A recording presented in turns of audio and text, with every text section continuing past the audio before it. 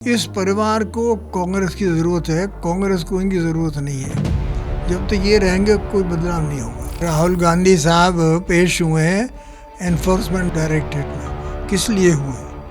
भाई कुछ तो बात होगी। मोतीलाल जी ने सारा अपना जीवन कांग्रेस में दे दिया, इतनी वफादारी से उन्होंने काम किया। अब उसका नाम लेना ये बहुत ओछापन है। चिदम्बर होता कौन है? वो खुद तो जेल में होके आया है। परिवार बंद कर दिया मोदी जी ने, किसी रिश्तेदार को नहीं लाए। मनमोहन सिंह जी के ज़माने में असली प्राइम मिनिस्टर सोनिया गांधी थी। मोदी जी तो खुद प्राइम मिनिस्टर हैं। दबंग आदमी है, हिम्मत वाला आदमी है। भारत की जो पॉलिसी रही है यूक्रेन में और ये तेल के सवाल पर बिल्कुल ठीक रही है। टाइम्स नाउ नव भारत की डिजिटल टॉक में आपका स्वागत है। मैं हूं मुनीश देवगन। आज हमारे साथ एक बेहद खास मेहमान है। कांग्रेस के कद्दावर नेता रहे, गांधी परिवार के बेहद करीब रहे। जी हां, हमारे साथ आज नटवर सिंह जी हैं। एक किताब आई थी, one life is not enough. Natwar Singh ji ने वो किताब लिखी थी, जिसके बाद कांग्रेस में हड़कंप मच गया था। कहा जाता है उसके बाद प्रियंका गांधी घर पर आई और सोनिया गांधी भी घर पर आई थी। ये पूरा किस्सा क्या था, नटवर जी खुद हमें सुनाएंगे। जी नटवर जी, स्वागत है आपका टाइम्स नाउ नवभारत डिजिटल पर। नहीं, वो इसलिए आई थी कि मैंने अखबार में एक इंटरव्यू दी थी कि भाई उसने पूछा था जर्नलिस्ट ने कि आप इसमें सब कुछ लिखोगे। मैंने कहा लिख दूंगा सब कुछ, और क्यों नहीं लिख दूंगा। तो वो पूछने आई थी कि भाई आप सब कुछ लिखोगे कि नहीं। मैंने कहा मुझे मालूम है आप क्यों आई हैं यहाँ, आपको जिस बात का डर है वो मैं नहीं लिखूंगा, क्योंकि मैं घटिया आदमी नहीं हूँ। तो फिर मैंने लिखा भी नहीं। अभी की अगर बात करें, राहुल गांधी पर ईडी जांच चल रही है और मोतीलाल वोहरा पर कहा जाता है जिस तरह से बिल फाड़ दिया गया है, उनका नाम कांग्रेसी सामने ला रहे हैं कि जो भी किया जी मोतीलाल वोहरा जी ने किया। कांग्रेस और राहुल गांधी पाक साफ है। क्या लगता है? इसी तरीके से हमें याद आता है 2005 का वो केस, जब कह दिया गया था कि नटवर सिंह ही ने सब कुछ किया और कांग्रेस बिल्कुल पाक साफ है। आपको लगता है कि उसी तरह से इतिहास दोहराया जा रहा है? देखिए, मोतीलाल जी ने सारा अपना जीवन कांग्रेस में दे दिया। चीफ मिनिस्टर रहे थे अपनी स्टेट के, फिर यहाँ आ गए वो हमारे साथ कैबिनेट मिनिस्टर रहे, फिर ट्रेजर रहे कांग्रेस की। इतनी वफादारी से उन्होंने काम किया। अब उसका नाम लेना ये बहुत ओछापन है, करना नहीं चाहिए ऐसे। उन्होंने सारी ज़िंदगी दी है कांग्रेस के लिए और उनके साहबजादे ने जवाब दे दिया है, तो उस नाम लेने की आवश्यकता क्या थी? डिजिटल टॉक के पहले एपिसोड में हमारी मुलाकात हुई थी सुब्रमण्यम स्वामी साहब से। उन्होंने कहा, हमने उनसे पूछा कि कांग्रेस कहती है कि 1 रुपये का घोटाला नहीं हुआ नेशनल हेराल्ड में, और स्वामी जी कहते हैं जी घोटाला हुआ। तो उन्होंने कहा जी चोर कभी कहता है कि चोरी की है मैंने। क्या कहते हैं इसमें? अब देखिए ना कि अब 40 घंटे हो गए हैं, राहुल गांधी साहब पेश हुए हैं एनफोर्समेंट डायरेक्टरेट में, किस लिए हुए हैं? भाई कुछ तो बात होगी पूछने के लिए। या तो वो खुद कहते हैं कि भाई ये जो कुछ हो रहा है गलत हो रहा है और मैं इसको नहीं कहा है। उन्होंने सिर्फ नाम ले दिया है वोरा जी का, और उसका उनके साहबजादे ने जवाब दे दिया कि ये तो ठीक बिल्कुल बात नहीं है।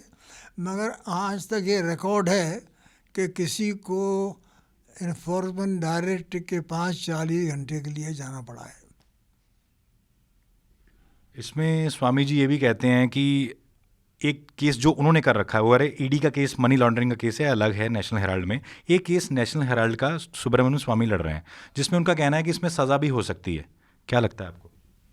अब देखिए, ये तो कानून बताएगा कि अगर वो मान लीजिए उन्होंने ये पता कर लिया कि अगर कोई गलत काम हुआ है तो सज़ा भी हो सकती है। अभी सर, जो राहुल गांधी से ईडी की पूछताछ हो रही है, उसके बाद आपको क्या लगता है कि आगे उनका करियर कैसा रहेगा इसके बाद? तो देखिए वो फैसला क्या होता है,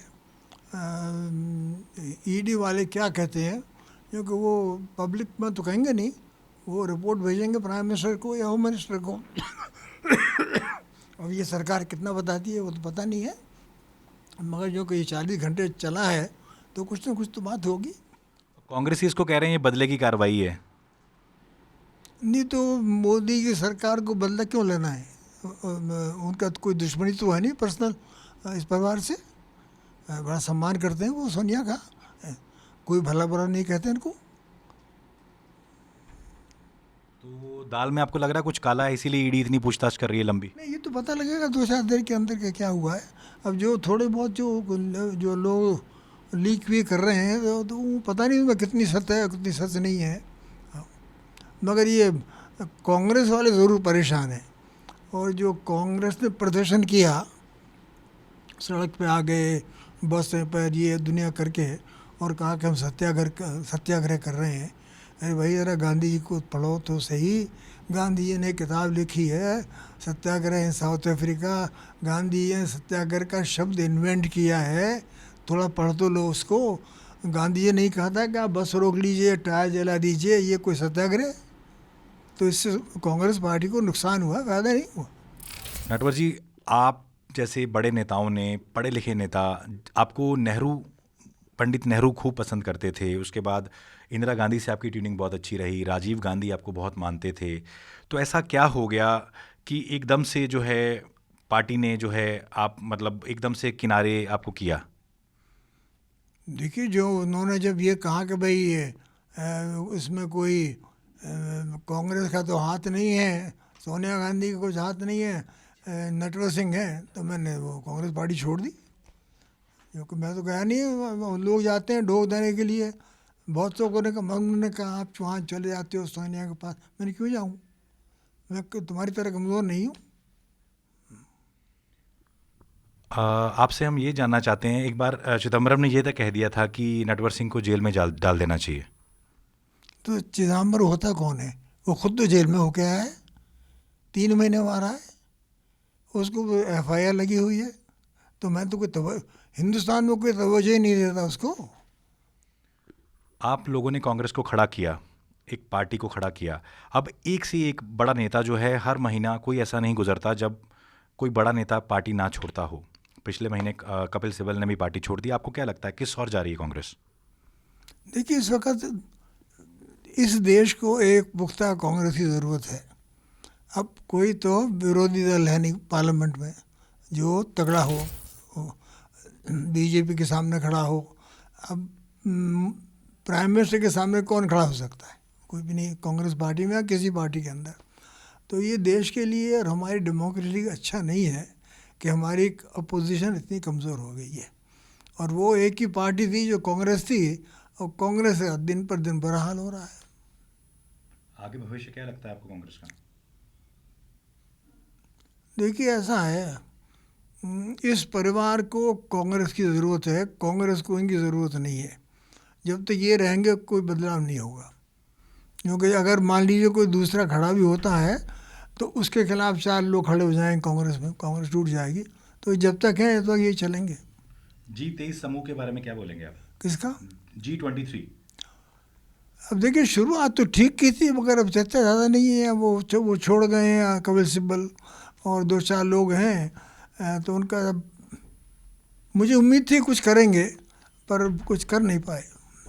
देश की राजनीति जिस तरीके से बदल रही है, पहले कहा जाता था नेताओं के बेटा बेटी खड़े हुए तो वो चुनाव जीत जाते हैं। आज की जनता विकास के नाम पर कैंडिडेट देखकर वोट करती है। तो राजनीति किस तरीके से बदलती हुई देखी है आपने? नहीं, इन्होंने परिवारवाद बंद कर दिया। मोदी जी ने किसी रिश्तेदार को नहीं लाए, ना अमित शाह साहब लाए, ना कोई और कैबिनेट मिनिस्टर लाया, ना कोई गवर्नर लाया। ये बड़ा परिवर्तन है। पहले तो ये थी कि भाई अपने परिवार के लोगों को लगा दो, हर जगह लग जाएंगे। वो बंद हो गया है बिल्कुल, और ये डेमोक्रेसी के लिए बहुत अच्छा है।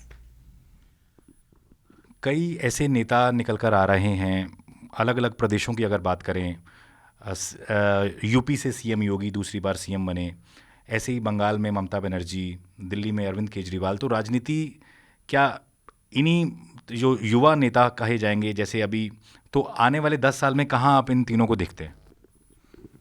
अब देखिए, इतने जवान नहीं है जैसे आप हैं। सब ये 50 साल से ऊपर हैं, मगर हिंदुस्तान में 50 साल तो जवान समझा जाता है। अभी भी लोग कहते हैं कि राहुल गांधी यूथ लीडर है। भाई, ही 52, कैसे यूथ लीडर हो जाएंगे आप? देखिए, इनके खिलाफ कोई इल्ज़ाम नहीं है।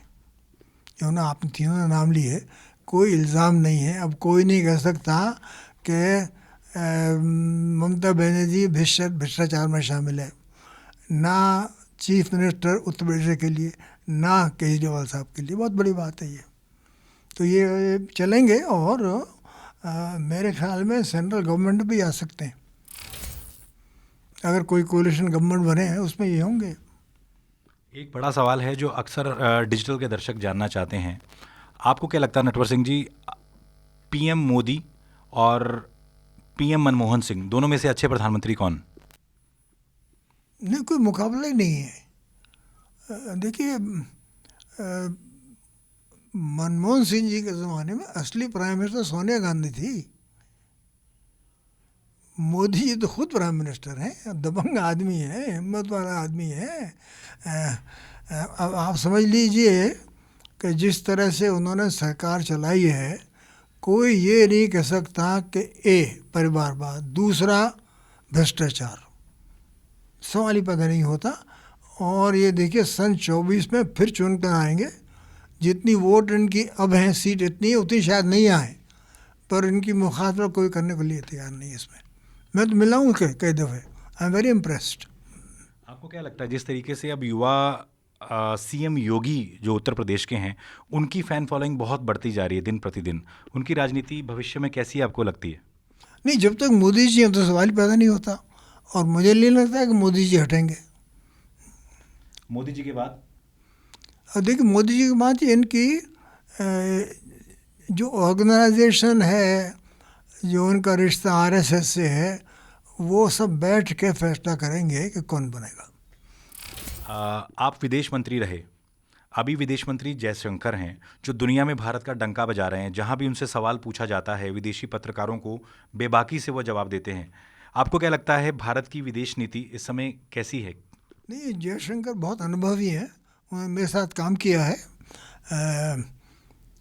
अब उनको हो गए 8 साल, 7 साल हो गए, और वो एम्बेसडर रहे हैं, फॉरेन सर्विस में रहे हैं 30 साल तक। तो जो अभी जो कर रहे हैं वो, आई एम वेरी इम्प्रेस्ड। उन्होंने ना वो अमेरिका के दबाव में, ना इंग्लैंड के, ना रूस के, ना चाइना के खुलकर दबाव देते हैं, क्योंकि उनको फॉरेन पॉलिसी आती है, उनको समझ है डिप्लोमेसी क्या होती है, उनको ये पता है कि डिप्लोमेसी फॉरेन में क्या अंतर है। अंतर ये है कि फॉरेन पॉलिसी है आप क्या करते हैं, डिप्लोमेसी आप कैसे करते हैं, वो दोनों को जानता है। भारत पर कई मुल्कों ने दबाव बनाया कि रूस से जो है आप तेल ना लें, लेकिन भारत किसी दबाव में नहीं झुका। जिस तरीके से जो रवैया भारत ने अपनाया, भारत जो रूस और यूक्रेन की जंग के दौरान, आपको क्या लगता है कैसा था वो? नहीं, भारत की जो पॉलिसी रही है यूक्रेन में और ये तेल के सवाल पर, बिल्कुल ठीक रही है। जो मुस्लिम देश भारत का विरोध कर रहे हैं after this Nupur Sharma case, और भारत ने जिस तरीके से विदेश मंत्रालय ने जवाब दिया कि किसी एक बंदे ने देश से कुछ कह दिया, तो इसका मतलब ये नहीं कि वो पीएम की स्टेटमेंट है या पूरे देश की स्टेटमेंट है। तो इस पे बेबाकी से जवाब दिया है विदेश मंत्रालय ने मुस्लिम देशों को, जो अरब देश हैं जो विरोध कर रहे थे भारत का। क्या लगता है आपको कि जवाब ठीक है या कुछ और भी स्टैंड देना चाहिए इंडिया को? नहीं, जवाब ठीक है, और वो सवाल ख़त्म हो गया, कोई अब चर्चा ही नहीं है उसकी। जो कुछ हुआ थोड़ी देर के लिए चर्चा हुई इसकी, और मेरे ख्याल में जो लोगों ने भाषा का प्रयोग किया टीवी पे, वो करना नहीं चाहिए था, पर हमारी सरकार ने इसको ठीक तरह से डील किया। तो परिवार, और देखिए, दुनिया में 56 मुस्लिम देश हैं जी, कितने देशों ने बयान दिए? वो 6-7 लोगों ने दिए। सऊदी अरेबिया ने कुछ नहीं कहा। तो आने वाले 10 सालों में आप भारत को कहाँ देखते हैं? क्योंकि आप विदेश मंत्री रह चुके हैं, आपने ज़्यादातर मुल्क घूमे हैं। पहले भारत की उतनी पूछ नहीं होती थी जितनी अब भारत के बिना कोई फैसला दुनिया लेने से हिचकिचाती है। उनको लगता है कि भारत एक बहुत बड़ा पार्टनर है। जैसे यूक्रेन भी भारत की तरफ देखता है कि जंग रोकनी हो। तो क्या लगता है आपको आगे आने वाले 10 सालों में भारत कहाँ खड़ा होगा? नहीं, मेरे ख्याल में भारत बहुत तरक्की करेगा, इसमें कोई दो राय नहीं है। अभी भी आप देख लीजिए कि नंबर 1 देश है अमेरिका, नंबर 2 है चाइना, और नंबर 3 है इंडिया। जी, बताइए, फ्रांस नहीं है, इंग्लैंड नहीं है, कौन से देश हैं? और रूस की हालत ख़राब है इस वक्त, तो तीसरे नंबर पर तो आप अभी भी हो गए। अयोध्या के बाद ज्ञानवापी का एक मामला सामने आया, कोर्ट में मामला चल रहा है। कुछ लोग कहते हैं मंदिर है, कुछ लोग कहते हैं मस्जिद है। कैसे देखते हैं आप इस पूरे विवाद को? नहीं, इसका हल निकल जाएगा। ये लोग इन बातों का उनको बहुत अनुभव है, इसमें कोई ऐसा नहीं है कि ये हाथ से निकल जाए इनके। जी जी। राजनीति में राहुल गांधी या प्रियंका गांधी, दोनों में से ज़्यादा फिट कौन आपको लगता है? नहीं, इन पे क्या टिप्पणी करें, मेरे सामने ये तो बच्चे थे, मैंने इनको देखा इतने से। राहुल गांधी साहब को वो बना दिया था प्रेसिडेंट कांग्रेस का, उन्होंने इस्तीफा दे दिया। तो अभी भी कहते हैं लोग कि फैसला राहुल गांधी ही अंदर ले रहे हैं, भले वो अध्यक्ष नहीं है। नहीं, देखिए मेरे ख्याल में ये तीनों बैठ के परिवार ये फैसला करता है, और मुझे अंदरूनी बात मालूम नहीं है कि क्या करते हैं, पर इस परिवार को कांग्रेस में कोई नहीं है जो हटा सके। तो कोई ऐसा नेता आपको नहीं लगता कि इनको लाना पड़ेगा जिससे कि पार्टी में नई जान आए, भले वो सचिन पायलट रहे या जो कोई युवा नेता? नहीं, ज़रूरत क्या है, तीनों हैं, किसको लाएंगे? देखिए, किसी को नहीं लाएंगे जो इनको चैलेंज करेगा, तो बात नहीं। मेरे ख्याल में जैसे पायलट है, he is an excellent politician, personality अच्छी है, बोलते अच्छे हैं, पढ़े लिखे हैं, इसमें कोई बात नहीं है, मगर उनको आगे नहीं बढ़ने दिया है। अब क्या कारण है उसका मुझे नहीं मालूम, पर उनका प्रयोग करना चाहिए। कांग्रेस की सीटें हर चुनाव में कम होती जा रही हैं। आपको क्या लगता है जो अगला चुनाव रहेगा 2024 का, कैसे लड़ना चाहिए, किन मुद्दों पे लड़ना चाहिए? क्योंकि अब सीनियर कांग्रेस लीडर रह चुके हैं। अब देखिए, विदेश नीति में इस वक्त ये कमज़ोरी है इनको, कोई पार्टी में नहीं है जो ऐसा खड़ा हो कि बात कर सके विदेश नीति पे और लोग जिसको सुने, भारतवर्ष के नहीं दुनिया के लोग सुने, ऐसा कोई नहीं है उनके इन अंदर। जहाँ तक इनकी अंदरूनी पॉलिसी है, अब वो मोदी सरकार के सामने तो चलेगी नहीं। अब कोशिश कर रहे हैं, मगर सिर्फ 2 स्टेट्स में इनकी सरकार है, किसी ज़माने में सारे हिंदुस्तान में सरकार थी, तो जिम्मेदार कौन है उसके? अब श्रीमती सोनिया गांधी कांग्रेस की अध्यक्ष हैं 1998 से, 24 बरस हो गए। ये वर्ल्ड रिकॉर्ड है डेमोक्रेसी के अंदर। उनको कोई चुनाव नहीं होता उनका, यूनानिमस, तो उनको जब तक वो जिंदा हैं वो ही रहेंगी प्रेसिडेंट। अब उनके बेचारे स्वास्थ्य ठीक नहीं है, मैं उम्मीद करता हूँ ठीक हो जाएंगी।